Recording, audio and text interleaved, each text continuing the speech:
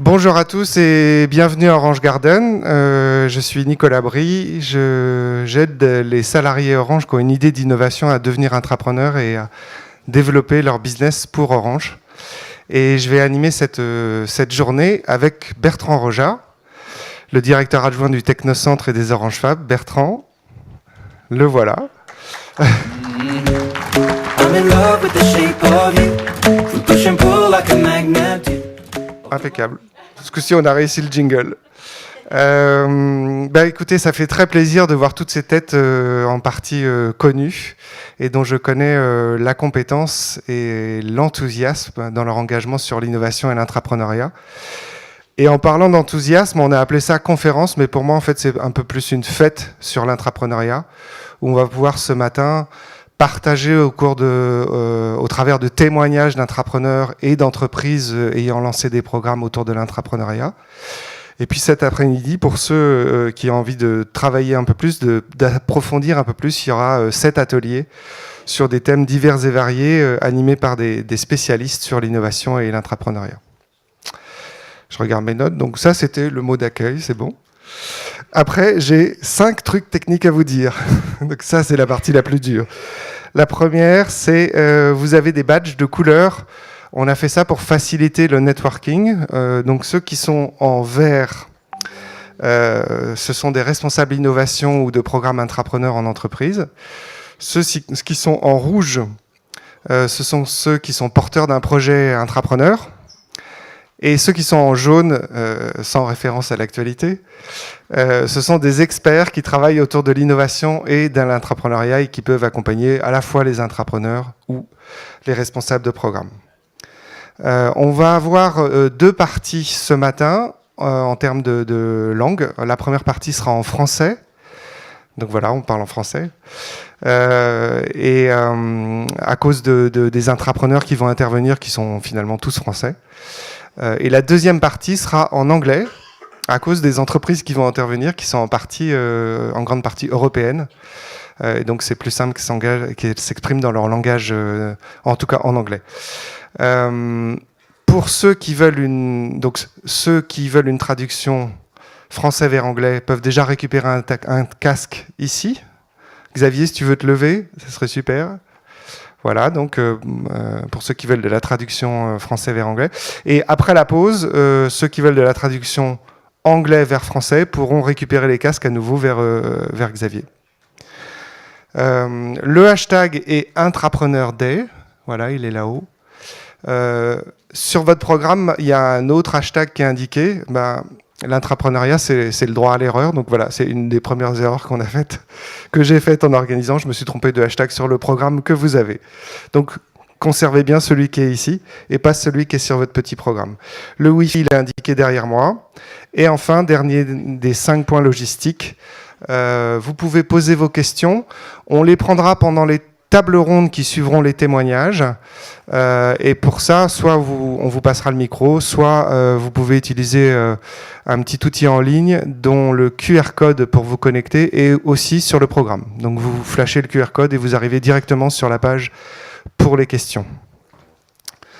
Sur les tweets, oui, les comptes Orange Garden, et si vous voulez qu'on vous retweete dans la minute, les comptes Breton et Nico Brie sont pas mal aussi, je vous conseille.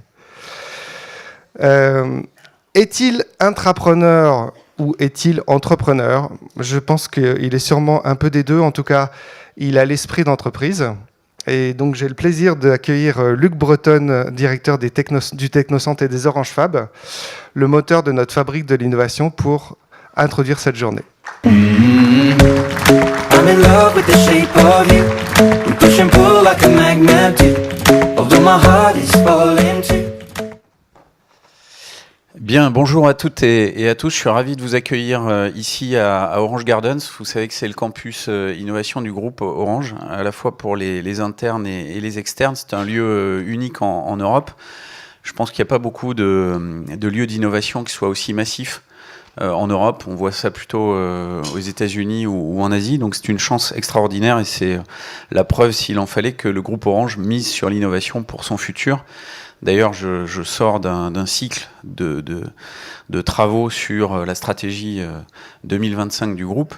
ce qui n'est pas de la science-fiction, en fait, c'est des choses qui arrivent très vite.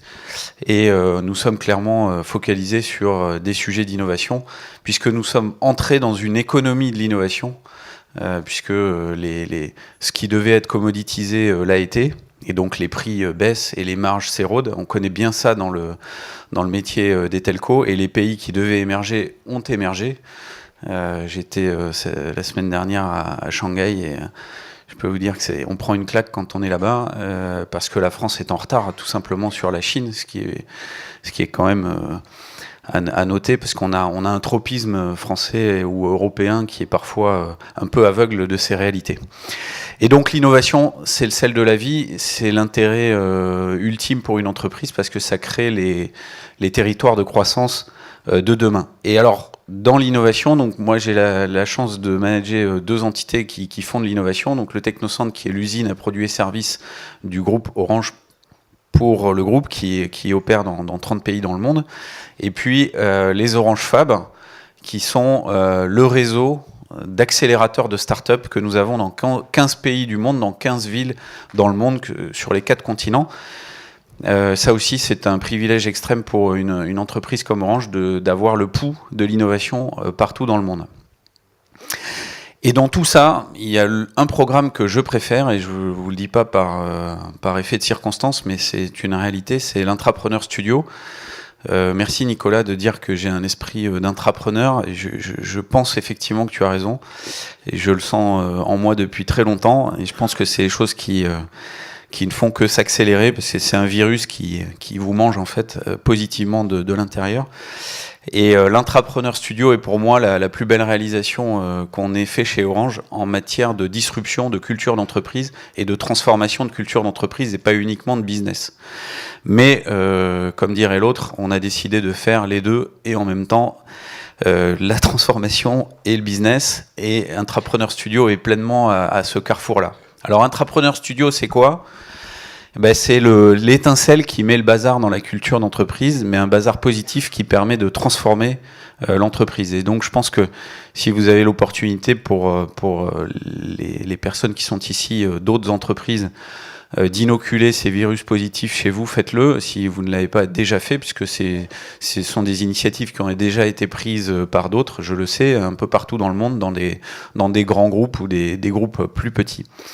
Et donc il s'agit de quoi ? Il s'agit de dire aux salariés du groupe, 150 000 chez Orange, vous avez la possibilité, 2 fois par an, de lever la main et de dire, moi j'ai une idée, et je suis... Alors en général, les entrepreneurs, j'ai appris ça en les côtoyant quasi quotidiennement, c'est des gens frustrés. Mais c'est bien les gens frustrés, en tout cas pour ceux qui veulent résoudre leur frustration. C'est-à-dire qu'ils partent d'une frustration, un énervement, et ils se disent ça, je vais le résoudre. Et je vais le résoudre, je vais amener de la valeur. Ça, c'est de l'innovation positive, parce que résoudre une frustration, c'est extrêmement positif pour la société. Parce que la frustration qui est résolue pour quelqu'un, en général, elle répond à la frustration de plein de pairs dans la société. Donc c'est ça qu'on veut faire avec Intrapreneur Studio. Je peux lever la main, où que je sois dans l'entreprise, et dire, je pense qu'Orange a loupé un truc, ou devrait faire ceci. Alors effectivement, on a déjà des dispositifs qui s'appellent l'essaimage ou le spin-off, enfin, qui permettent de quitter l'entreprise pour monter tantôt sa pizzeria, tantôt l'entreprise software de demain. Donc il ne s'agit pas de ça. Il s'agit de dire, je veux contribuer à une idée que Orange a loupée, mais qui est vraiment convergente avec le business d'Orange et qui va être développée par Orange. C'est-à-dire que je renonce a priori à tout ce qui est propriété intellectuelle, etc., puisque je vais le faire au sein d'Orange et je vais être payé de façon continue par Orange pour le faire. Et à tel point qu'on veut être dans la logique d'Orange dans ce programme-là que... alors je vais vous relater le dernier appel à candidature, puisqu'on en est à la 3e promotion. Donc la première promotion, on avait 50 candidats, c'était pas connu, on a fait du bouche à oreille, hein. C'est un peu comme le Love Money. La deuxième promotion, on a fait notre série A, on a eu 100 candidats, et puis là on est en série B, on a eu plus de 150, et sur ces 150, on en sélectionne 10, avec un jury de business unit, très important, parce que si le corp imagine des choses pour les business units, il y a l'effet de rejet des business units auprès du corps, qui est un phénomène qu'on observe dans tous les groupes du monde, hein, c'est pas spécifique à Orange. Et donc ce jury dit, bah voilà, je sélectionne ces 10 idées, les 10 intrapreneurs viennent pitcher, ils viennent ici à ma place, et ils viennent pitcher. Et ils sont formés pour pitcher, parce que le pitch, c'est un vrai savoir-faire, c'est une vraie compétence. Donc ils ont 5 minutes, plus 5 minutes de questions, si je me trompe pas. Hein, enfin, c'est très court, voilà. Mais je crois que je suis bon sur les timings. Et puis à l'issue des 10 pitchs, qui honnêtement pour la 3e saison étaient juste excellents, parce que moi je vois beaucoup de pitchs de start-up à l'extérieur du groupe. Ne serait-ce que parce que je conseille certaines startups ou j'assiste à des séances avec des venture capitalistes. Donc ce qui s'est fait ici avec les entrepreneurs était vraiment top niveau. Et avec les business units qui constituent le jury, donc qui vont avoir un prisme, là encore une fois business, on en sélectionne 3 ou 4. Et ces 3 ou 4 vont devenir, alors soit eux, soit d'autres porteurs s'ils ne souhaitent pas porter l'idée, parce qu'ils peuvent juste vouloir présenter l'idée, la faire partir, mais l'abandonner à des intrapreneurs qui vont l'exécuter, la mettre en œuvre. Tous les scénarios sont possibles. On va créer véritablement des startups internes. C'est-à-dire que les équipes, alors en général celui qui pitch ou l'équipe qui pitch va vouloir suivre le projet derrière, devient le CEO de sa startup interne. Et ça change tout. Et pendant 6 à 24 mois, grand maximum, hein, en général on va essayer de faire plus court, on essaye de faire prendre l'idée de créer un business ou de créer une activité qui soit susceptible de générer un business ou de réintégrer une business unit ou d'en créer une nouvelle, pourquoi pas, si le truc est très explosif. Voilà. Sur la dernière promotion qui a terminé ses travaux, sur les 4 de mémoire, on en a 2 qui ont rejoint une business unit, on en a un qui finalement a fait un spin-off, et puis on a quelque chose qui a créé un asset technique qui a été repris par une entité du groupe. Voilà, mais si ça avait été 3 échecs et une réussite, par exemple, ou 4 échecs, c'est la vie. Si vous voulez pas faire d'échecs, il faut pas commencer à faire de l'innovation. C'est le plus sûr moyen de ne pas échouer, c'est de ne pas essayer d'innover. Donc l'échec n'est pas un drame. Il se trouve que, en l'occurrence, les idées étaient bonnes, les équipes étaient très bonnes. En général, il vaut mieux une meilleure équipe que son idée, que l'inverse. C'est plus safe pour la suite. Voilà. Et donc c'est extrêmement enthousiasmant. C'est une boule de neige. On a compté qu'un intrapreneur qui devient le CEO de sa start-up pendant 6 à 24 mois au sein du groupe Orange, il impacte, on a essayé de compter ça graduellement sur le cycle d'évolution de l'intrapreneur, entre 3 et 500 collaborateurs au sein du groupe. Alors ça, c'est au sein du groupe parce qu'il impacte aussi plein de gens à l'extérieur. Et ça participe profondément à la transformation culturelle du groupe Orange, qui en a, comme tous les groupes qui sont anciens, bien besoin pour assurer son business de demain. Parce que le principal enjeu de la transformation, c'est un enjeu de mindset pour comprendre comment fonctionner demain.